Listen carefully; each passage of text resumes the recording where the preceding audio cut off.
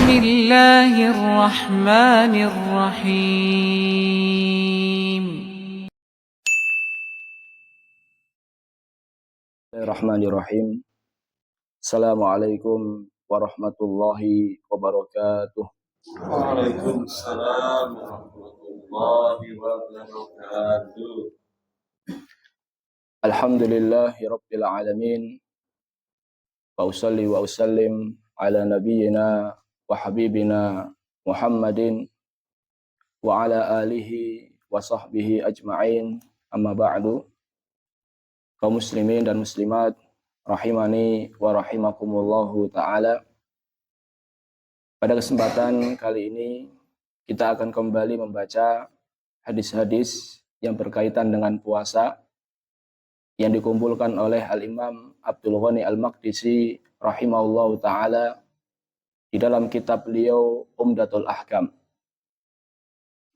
Adapun hadis pada kesempatan kali ini adalah hadis yang berkaitan tentang larangan puasa wisol. An Abdillah bin Umar radhiyallahu ta'ala anhuma. Dari Abdullah bin Umar, semoga Allah meridhai keduanya. Qala, ia berkata, Naha Rasulullah sallallahu alaihi wasallam anil wisal. Rasulullah sallallahu alaihi wasallam melarang dari puasa wisal. Qalu, innaka tuwasil. Ketika Rasulullah sallallahu alaihi wasallam melarang dari puasa wisal, para sahabat bertanya, wahai Rasulullah, engkau sendiri melakukan puasa wisal, wahai Rasulullah. Qala inni lastu mithlakum. Kata Rasulullah sallallahu alaihi wasallam, saya beda dengan kalian. Inni ut'am wa usqa. Saya ketika tidur atau di malam hari, saya mendapatkan makan, mendapatkan minum dari Allah Azza wa Jalla. Hadis riwayat Bukhari dan Muslim. Kaum muslimin dan muslimat rahimani wa rahimakumullah ta'ala. Hadis ini memberikan beberapa pelajaran. Yang pertama adalah semangat para sahabat Nabi Shallallahu Alaihi Wasallam dalam melakukan ibadah.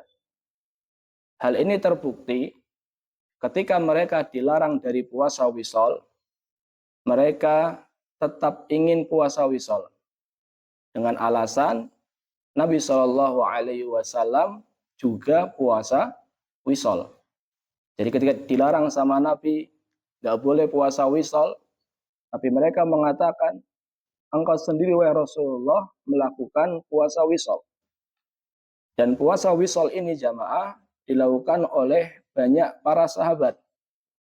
Di antaranya dilakukan oleh Abdullah ibn Zubair. Kemudian beberapa salaf, di antaranya Abdurrahman ibn Abi Nuaim, Ibrahim ibn Yazid, dan yang lainnya.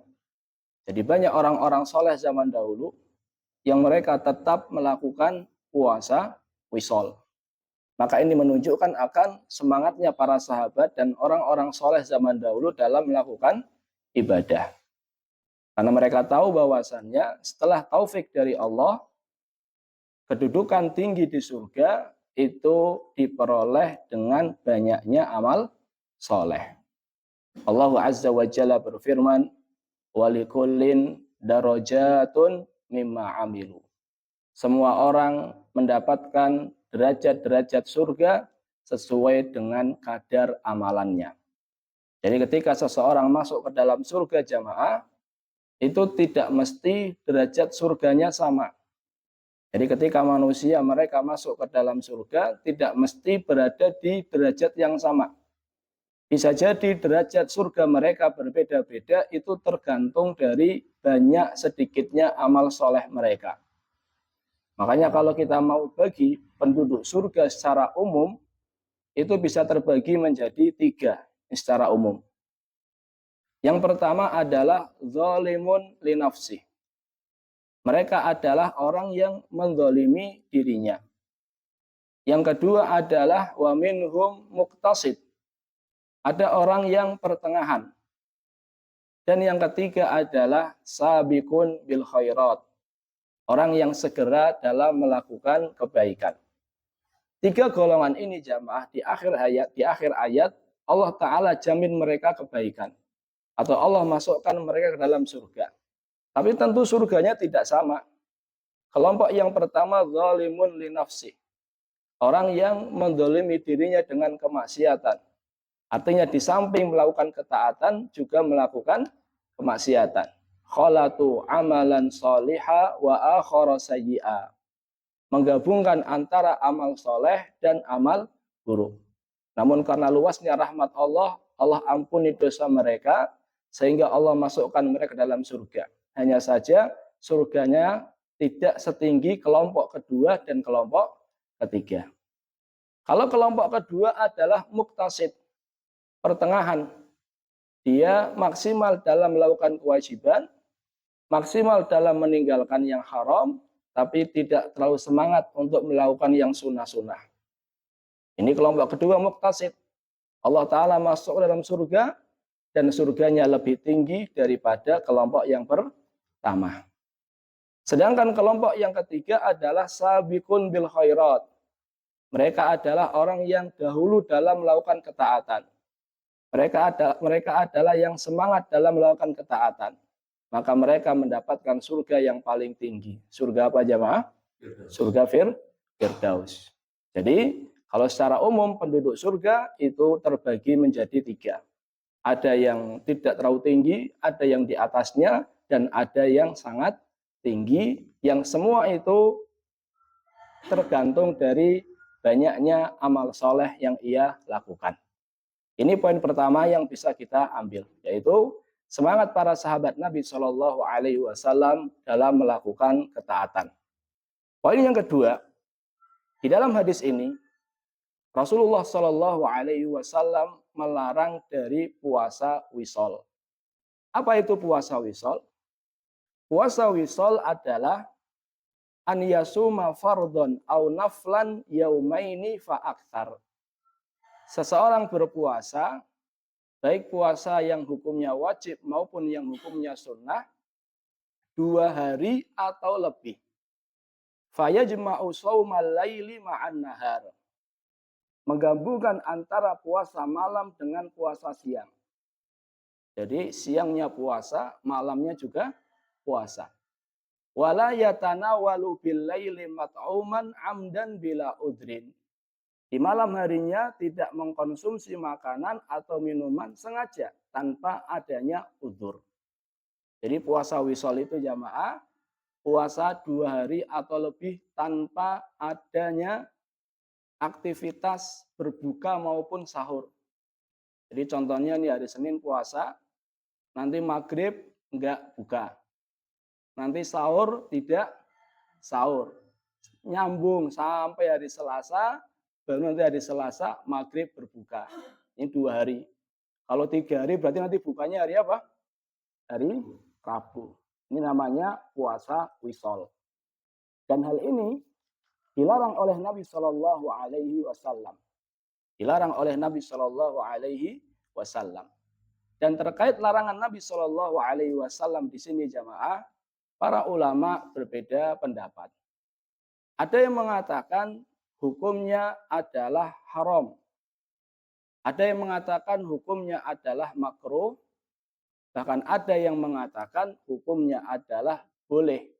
Karena Nabi SAW di sini melarang karena kasihan saja. Artinya bagi siapa yang mampu maka dibolehkan. Namun wallahu alam, di dalam kitab disebutkan wal aqrab wallahu alam al qaulul awal.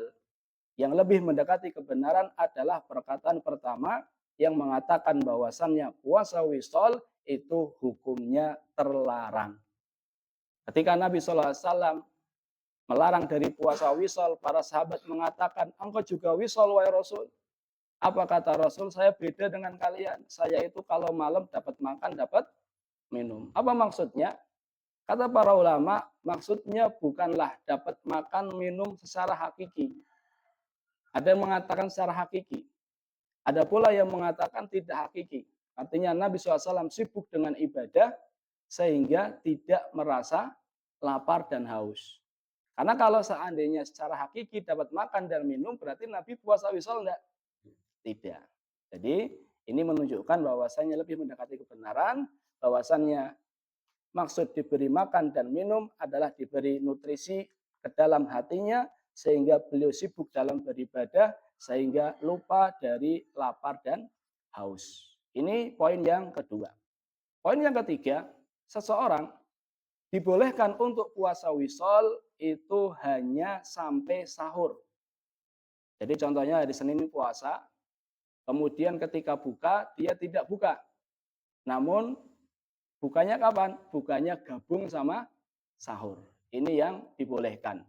Berdasarkan hadis riwayat Muslim dari sahabat Abu Sa'id Al-Khudri radhiyallahu taala anhu, kata Nabi sallallahu alaihi wasallam, fa ayyukum arada an yuwasil, siapa di antara kalian yang ingin puasa wisol, fal yuwasil ilas sahari, maka silahkan puasa wisol namun hanya sampai waktu sahur. Jadi puasa wisol yang dibolehkan, dan ini merupakan pendapat Ibnu Qayyim, Imam Ahmad dan lain sebagainya dan lainnya, yang mengatakan bahwasannya puasa wisol itu boleh kalau seandainya hanya sampai waktu sahur. Wallahu taala alam bisawab. Terima kasih atas perhatiannya. Mohon maaf atas segala kesalahan. Kita tutup dengan doa kafaratul majlis. Subhanakallahumma bihamdika asyhadu an la ilaha illa anta astaghfiruka wa atubu ilaik. Wassalamualaikum warahmatullahi wabarakatuh. Waalaikumsalam.